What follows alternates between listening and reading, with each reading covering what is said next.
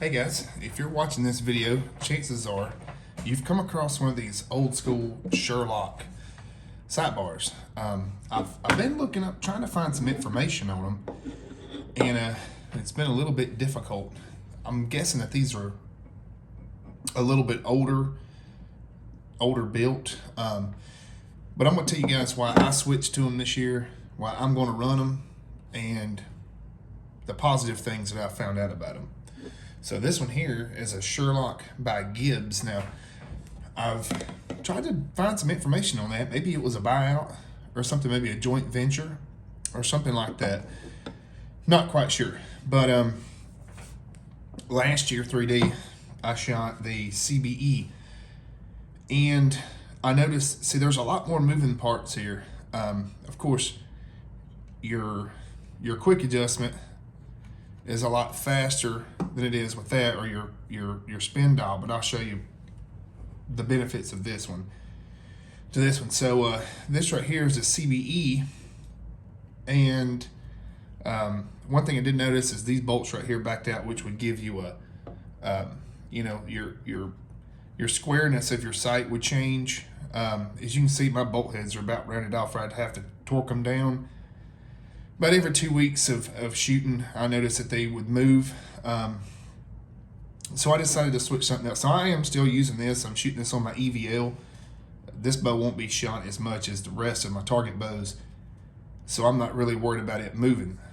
So that's that one. We'll get to the Sherlocks, and I actually have 3 of them. I picked these up here in a lot from a guy. Got a really good deal on them. And what I like about these is they're extremely rigid. This is solid machined aluminum. And if you want to do your quick adjustments, you know, you can match this little detent screw right here and get to your yardages. Now, I've made marks and wrote down what my yardages are for each sight. This right here will be my 3D setup. I've just got a Viper scope on it, and it's got a little filament in there that picks up the light, of course. But when it comes to rigidity and stuff like that, this thing is solid, and I have shot these things a good bit. The machine quality on them is amazing.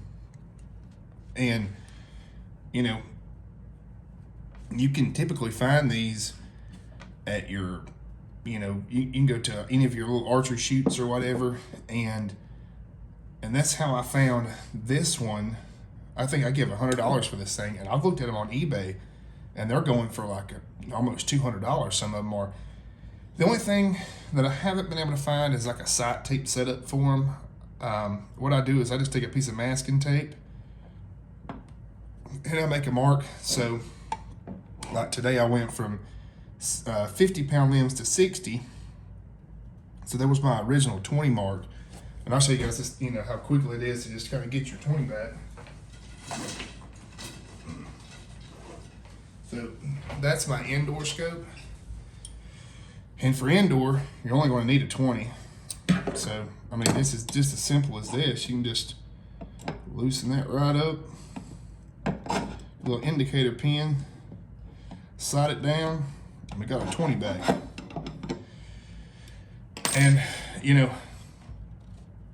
for the price you can find these things, they're way worth buying. I mean, I advise, you know, if you just picked one of these up, if you got a friend that's selling one or something, I'd definitely pick them up. You know, they're really smooth. Then you got fine adjustment here, you know, up and down. Your left and right is right here. I'm not going to move it, but, you know, I've made marks on mine just to kind of keep everything straight. But yeah, these things are awesome. I'm excited to shoot them this year, really put them through their paces and see how they do. I have the mounts mounted on my bow, so I'm not going to bring it over here and show you guys, but you know, they just lock right in. They're good and solid. They don't have any noise or twang or nothing like that. I mean, they're solid. I'm not sure what I'm going to do with this little one yet. I might have to buy another bow just to put this on it. Just kidding. But no, guys. Also, you've got, you know, different settings. You can move your main bar up and down on here.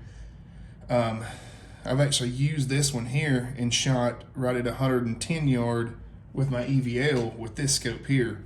That's what these marks here are for. I actually I've got to change my tape out, this little piece of tape, and reset it up for one of my target bows. So I'm gonna have this one here is a 3D setup, this one here is an indoor.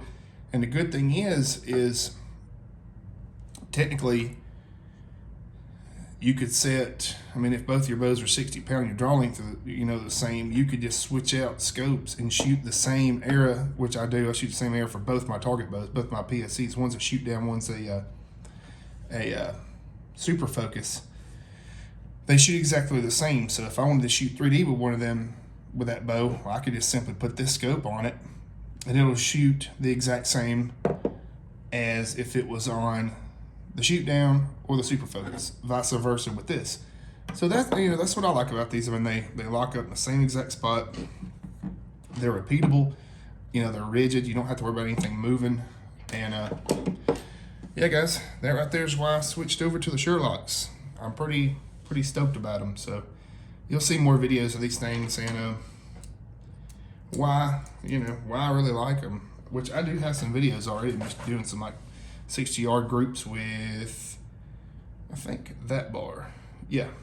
And yeah, so see you guys. It's just a quick little video. Hope y'all have a good one.